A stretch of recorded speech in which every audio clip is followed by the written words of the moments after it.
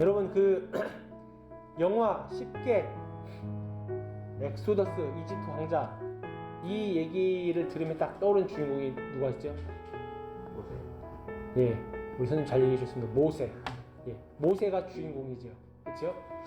여러분 이 모세를 주인공으로 한 정말로 많은 소설과 그리고 어떤 그 테마 관련한 이런 산업들이 되게 많이 발달을 했어요. 특히 우리나라를 넘어서 유럽에도 많고 저쪽 그 고대 근동 지방에는 모세를 정말로 최고의 선지자 그리고 최고의 왕은 누굴까요?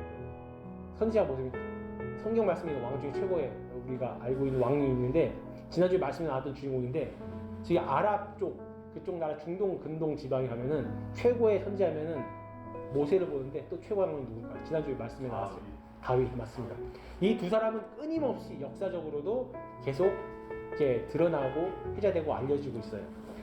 중요한 것은 이 실제 역사임에도 불구하고 모세를 하나님의 말씀에 기록된 그냥 가상인물로 보는 경우도 있는데 사실 학자들은 그렇게 안 봐요. 실제로 이집트 신왕국 시대에 19대 왕조의 람세스 2세 때에 그의 동생이 모세였어요.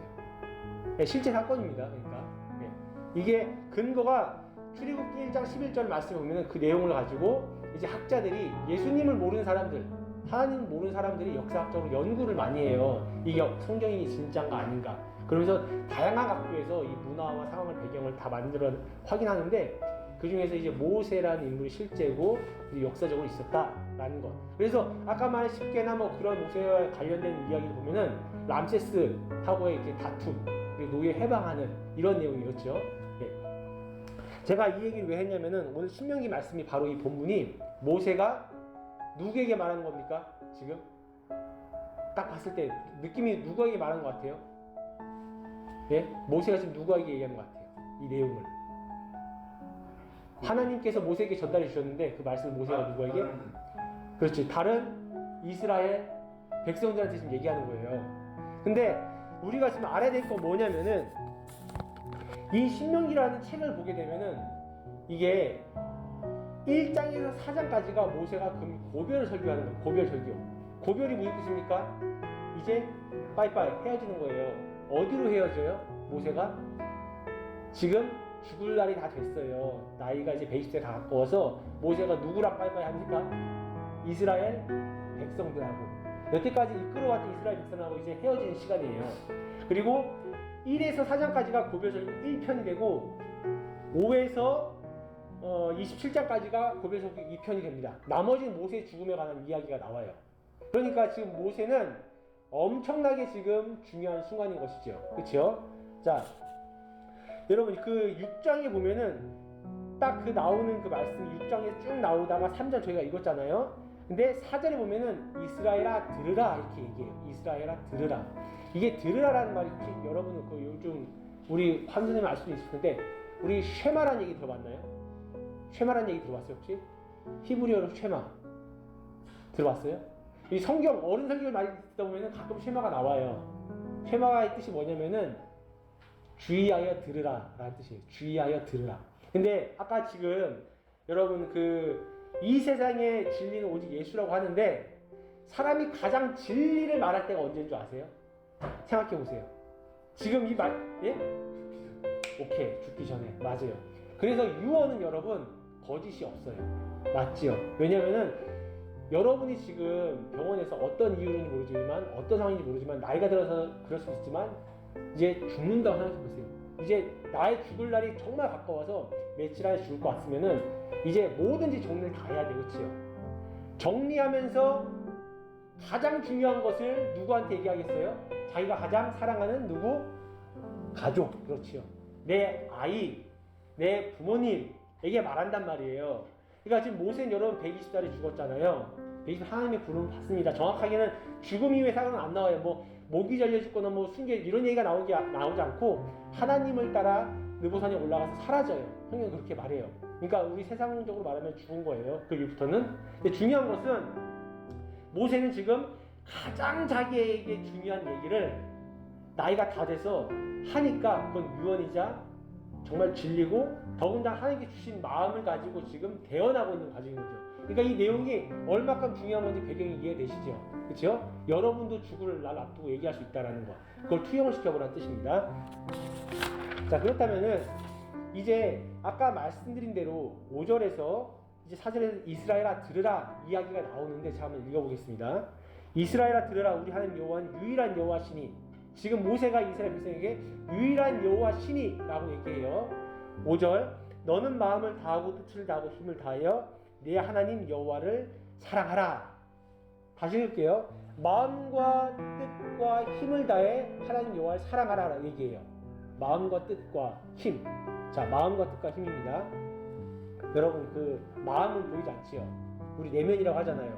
마음에서 모든 시작되잖아요. 그렇죠? 마음과 뜻이 뭐겠어요? 우리가 가지고 있는 목적과 목표가 있지요. 삶의 목적과 목표가 있어요. 우리 이번에 우영이가 이제 엊그저께 면접을 잘 나름 봤어요. 그렇죠? 그래서 이 결과를 기다리고 있는데 사람이 살아가는 삶에 있어서 단계가 있단 말이에요. 그 단계 목적이 있어요. 목표가 있고 또 우리 정말 잘 이상하게 지금 여기 세 친구가 군인에 관련된 생각을 하고 있어가지고 제가 이렇게 군인의 관점으로 얘기를 하게 되는데 중요한 것은 이런 삶의 관점과 목적들이 있는데 지금 성경에서 모세는 죽기 전에 마음을 다해서 그리고 내 뜻을 다해서 목적을 다해서 그 다음 물리적인 힘을 다해서 하나님을 사랑하라고 얘기해요. 얼마큼 더 중요한 것이 계속 강도가 지금 세지고 있는 겁니다. 근데 왜 이렇게 하나님을 사랑하라고 얘기할까에 대한 의구심을 가져야 되는 거예요. 의구심을 갖고 이 말씀이 2022년도 여러분에게 어떻게 적용될 수 있는지를 연결을 하고 생각해야지만 여러분들이 이게 하나님 말씀이구나 하고 와닿는 거예요. 이해되시죠? 자, 여러분 그 1절에 보면은 이렇게 나옵니다. 곧 너희 하나님 여호와께서 너희에게 가르치라고 명하신 명령과 규례와 법도라. 자, 너희가 건너가서 차지할 땅에서 분명히 말합니다. 모세가 이렇게 말하는 거, 너희가 건너가서 차지할 땅에서 행할 것이니 말씀을 행하라고 얘기해요. 지금 안 건너갔어요. 근데 건너갈 장소가 어디입니까? 여러분 아시죠? 어디예요? 이스라엘 백성들이 출애굽하면 어디로 갑니까? 이집트 나와서 어디로 가요 지금? 여러분 어렸을 때 배웠잖아요. 우리 선생님 말하지 마시고 예, 출애굽에서 지금 광야 생활을 이렇게 쭉 40년 돌아가지고 지금 어디 땅으로 들어가려고 해요? 우리 들어 세 글자. 그렇죠. 가나안 땅이잖아요. 가나안 땅입니다. 자, 근데 여러분 이걸 아셔야 돼요. 가나안 땅은 농경 문화예요. 무슨 말인지 아세요? 농경 사회예요. 농경 사회는 어떻게 일을 할 수 있습니까? 사람이 정착을 해야 돼요. 정착을 하고 그 계절에 따라서 농사를 시작을 해야 됩니다. 맞죠? 근데 이스라엘 백성들은 지금 어떤 문화냐면 유목민이었어요. 유목민이 뭐예요? 계속 돌아다녀야 돼요. 돌아다니면서 물도 찾고 먹거리 찾고 이렇게 해야 된단 말이에요. 그럼 여러분 이렇게 물어볼게요. 자, 어느 게 더 편합니까? 솔직히 정착하는 게 편하단 말이에요. 정착해서 아이도 낳고 살아야 되고 또 집도 짓고 그치요? 재밌게 좀 누려야 되고 맞잖아요. 여러분 전사님 그 아버님이 목사님이었어요. 근데 전사님이 초등학교 6학년 때로 기억을 해요. 이게 개척교회다 보니까 사실 목사님들이 좀 이렇게 가난해요. 이렇게 부유한 게 아니기 때문에. 그래서 이사를 갔는데 1년에 7번을 이사를 갔어요. 7번. 그러면 평균 2달이 아닌 1달 반 정도 이사를 해야 되는 상황이에요. 방 한 칸짜리에서 같이 자보고 이렇게 좀 어렵게 지금 생활해 왔어요. 근데 제가 어떤 생각이 있냐면은 그때 당시엔 지금 이삿짐 센터 와가지고 차로 이렇게 가지 않고 본인이 다 했단 말이에요. 용단차 불러가지고 용단차가 3만 원이었어요. 아마 그러니까 지금 가격은 생각하시면 안 돼요.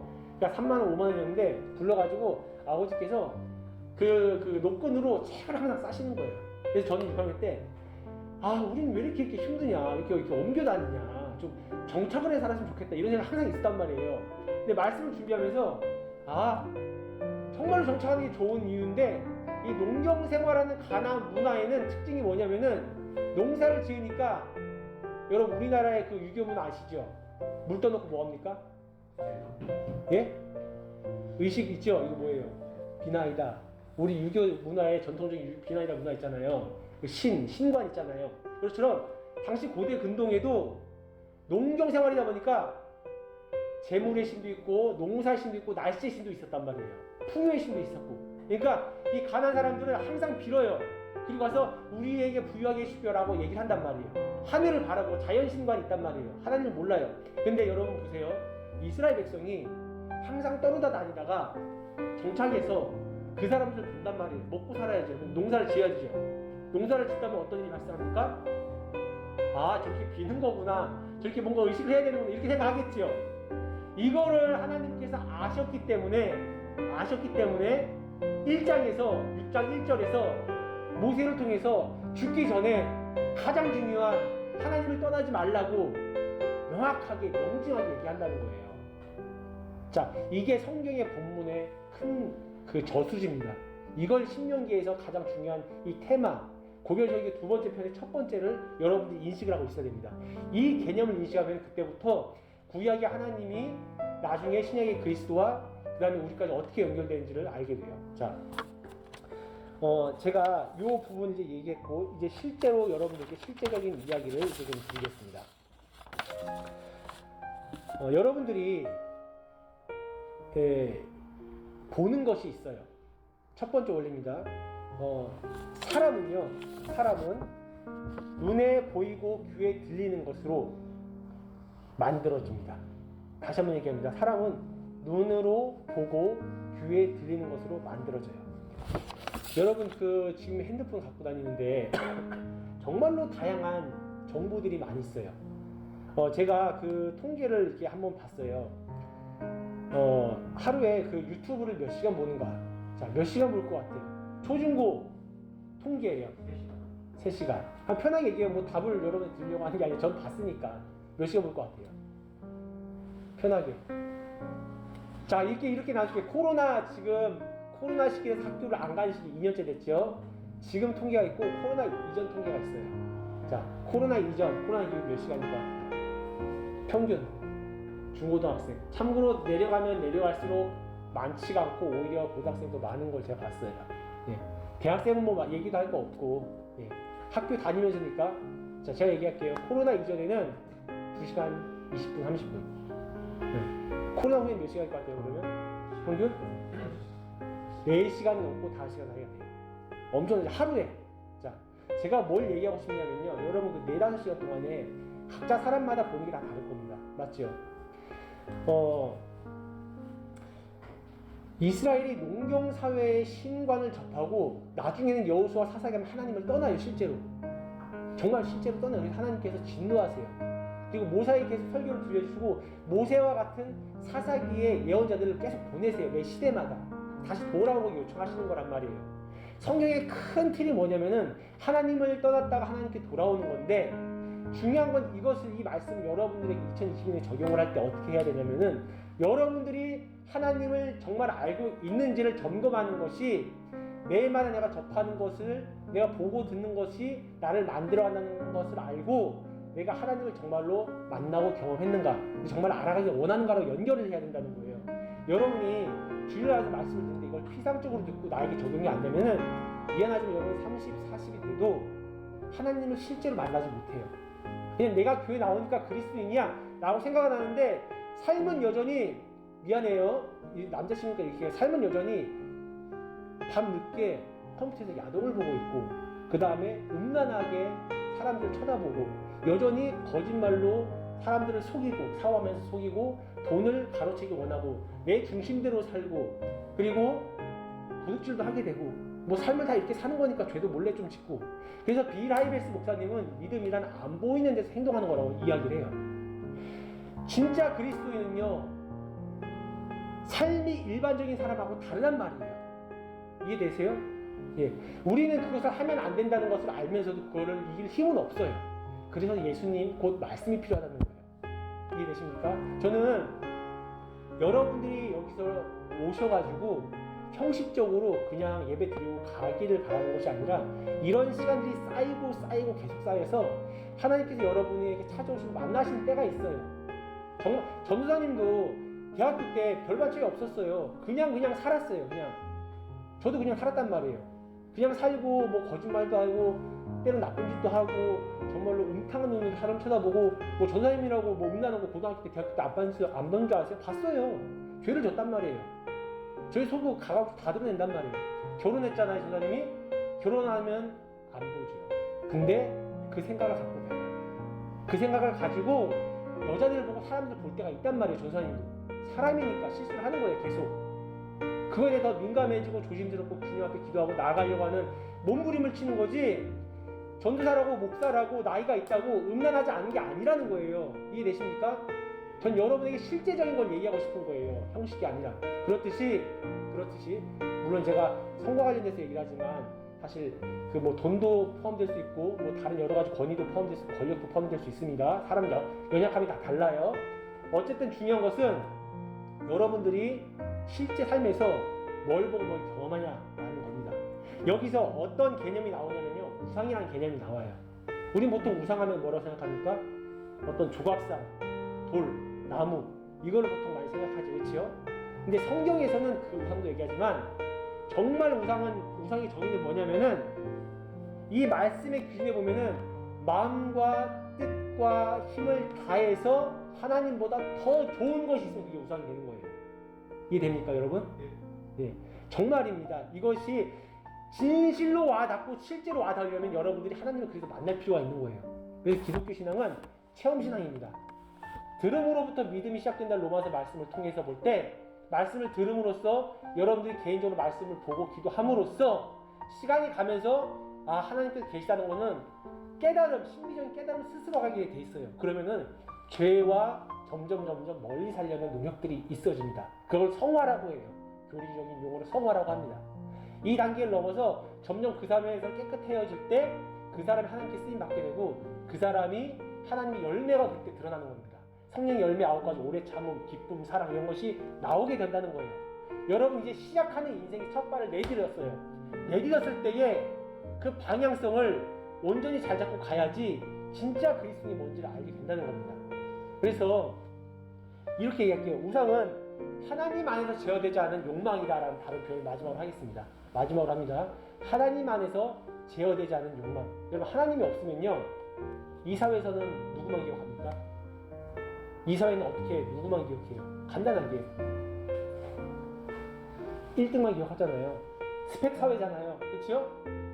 1등만 기억하고 유학 갔다 온 거 기억하게 되고 돈이 많은 사람만 기억하지, 솔직히 우리나라 장애인 뭐 40만 있는데 그 사람들 누가 기억합니까? 안 하잖아요. 근데 하나님은 한 생명, 베이비박스에 버려진 아이 한 명 생명이나 저나 문재인 대통령이나 하나님의 입장에서 똑같은 생명을 본단 말이에요. 이해되시죠? 예, 이게 무슨 말이냐면 여러분이 가지고 있는 목표나 목적들이 하나님 안에서 다듬어지지 않으면은요, 여러분도 모르게 여러분이 좋아하는 방법과 방식대로 그 목적과 목표를 쫓음으로써 나중에 하나님을 멀리 떠나게 되고 그 결과 열매는 있지만 그 열매가 정직과 사랑과 겸손과 남을 배려하는 것과 이런 것이 없고 사람을 밟고 누르고 나아가는 쪽으로 연결이 된다는 거예요. 왜냐하면 사회가 그런 틀이 있기 때문에. 그래서 여러분 신앙은요, 마지막 정리합니다. 신앙은 이 사회에서 여러분이 나오는 게 아니라 이 사회에서 영향력을 갖는 사람이 되는 거예요. 선한 영향력. 그래서 말씀으로 준비되는 게 중요하다는 뜻입니다. 지금 우리 윤준이도 아까 잠깐 얘기하고 우리 선생님하고 형들 나눴을 때 얘기했지만 나름대로 다 목적과 목표가 있어요. 정말 중요합니다. 근데 그 목적과 목표가 하나님 안에서 다듬어지기 원해요. 다듬어진다는 것은 하나님과 동행하면서 그것을 이루라는 뜻이에요. 말씀과 기도를 통해서 주님, 기도가 어려운 게 아니에요. 이런 거예요. 하나님, 내가 이것을 가지고 지금 준비하고 있습니다. 하나님께서 기쁘게 원하신다면 내가 이 일을 할 수 있도록 도와주세요. 그리고 이 일을 통해서 내가 하나님께 영광을 돌리고 싶습니다. 그럼에도 불구하고 하나님께서 원하지 않으시면은 이 일이 안 되는 것도 하나님께서 제가 기도하고 이렇게 되길 원합니다. 안 돼도 다른 길을 열어주세요 하면은 더 좋은 길이 열려요. 실제로 조사님이 참 그런 경험들이 개인적으로 많습니다. 그래서 다음 주에는 이런 실제적인 이야기를 또 나누고 여러분들이 제가 얘기했던 그 우상에 대해서 좀 더 깊이 이야기할 수 있는 시간을 가졌으면 좋겠어요. 말씀 마치겠습니다. 이 시간 우리가 좀 기도하면서 생각해 보겠습니다. 지금 우리의 목적과 목표가 하나님 안에서 어떠한 방향으로 가고 있는지, 그리고 나의 생각과 나의 그 여러 가지 계획들이 있는데 그래서 하나님과 정말 상의할 수 있는 그러한 그 마음을 달라고 여러분들이 지금 시작하는 거기 때문에 지금이 문제 있고 잘못됐다는 관점이 아니라 시작의 첫 시작을 그렇게 시작하는 것이 너무 중요하다는 뜻으로 제가 이야기를 드리는 것입니다. 이 시간 기도를 하면서 묵상으로 좀 기도하며 생각하는 시간을 좀 갖도록 하겠습니다.